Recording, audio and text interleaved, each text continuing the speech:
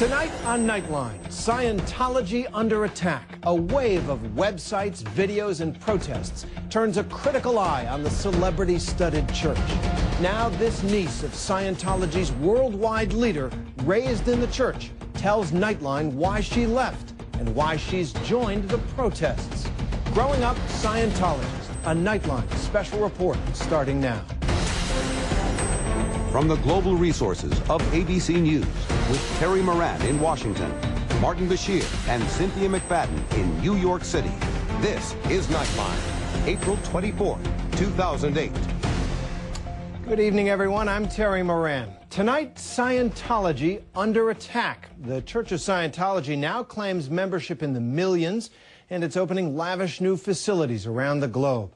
Their expansion is helped, no doubt, by the very high profile of some of the church's members, like Tom Cruise and Kirstie Alley.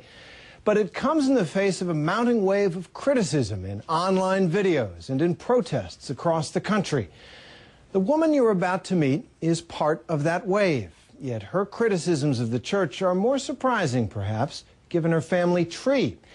Not only was she raised in the church, she's a niece of the church's current leader. This is her story of her life in the Church of Scientology. Lisa Fletcher reports. He's one of the biggest box office draws in history. The face of an impossible missions force agent, fearless Top Gun pilot, coming in, Ice. I'm coming in.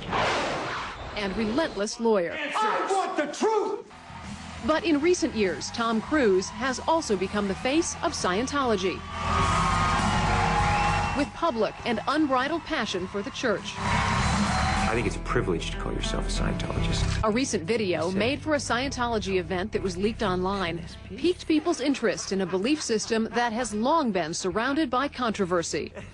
We are the authorities on getting people off drugs. We are the authorities on the mind. He's vocal about the benefits of Scientology and a supporter and close personal friend of its worldwide leader, David Miscavige. Miscavige took over the reins of power when science fiction author and founder L. Ron Hubbard died in 1986. Scientology is about you, yourself, and what you do. Miscavige says Scientology can offer its followers greater ability in all areas of life, rid people of negativity, and make them, quote, clear. You see, all past attempts have been to bring man up to somebody's standard of what's normal. What we're trying to do in Scientology is take somebody from this higher level and move them up to greater ability. According to the church, Scientology is in the midst of tremendous growth. Being a Scientologist is basically being someone who helps. They claim millions of members in more than 100 countries. I am a Scientologist. I am a Scientologist. I'm a Scientologist. I'm a Scientologist. Though critics say those numbers are vastly overstated. Recently, the church finds itself under increasing attack. Anonymous has therefore decided that your organization should be destroyed. In January, a group of online activists known as Anonymous posted this threatening video on the internet. We do not forgive. We do not forget. Expect us. And have since staged a number of anti-Scientology protests across the country. The church has shot back with a video of its own.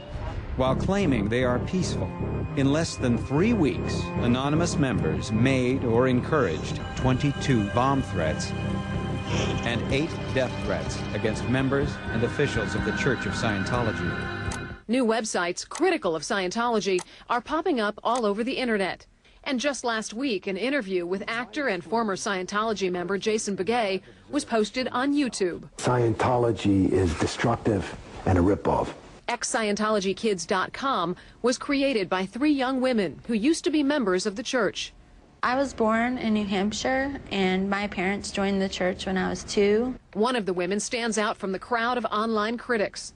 That's because on the family tree of Scientology, she's rooted in deep. She is a niece of leader David Miscavige.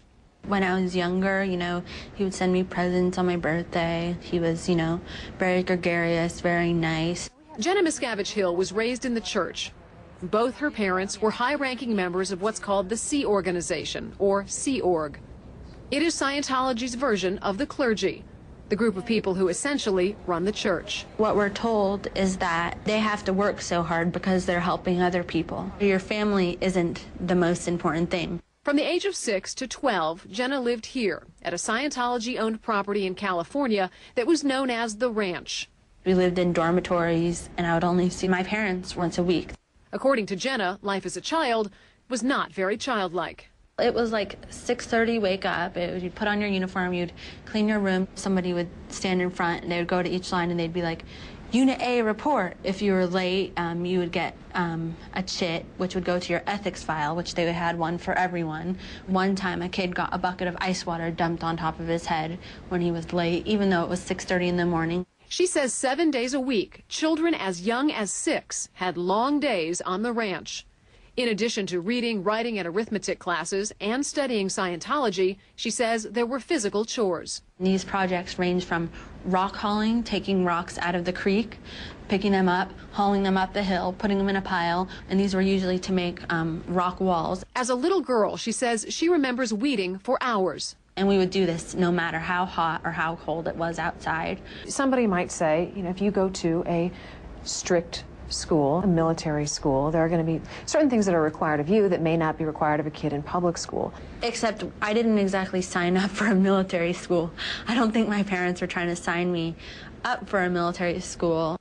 In an official response to a Radar magazine article that included Jenna's story, the church wrote, "Children were never forced to engage in manual labor. Claims to the contrary are categorically denied." About the ranch, which was closed in 1999, they said the facilities were nothing short of spectacular.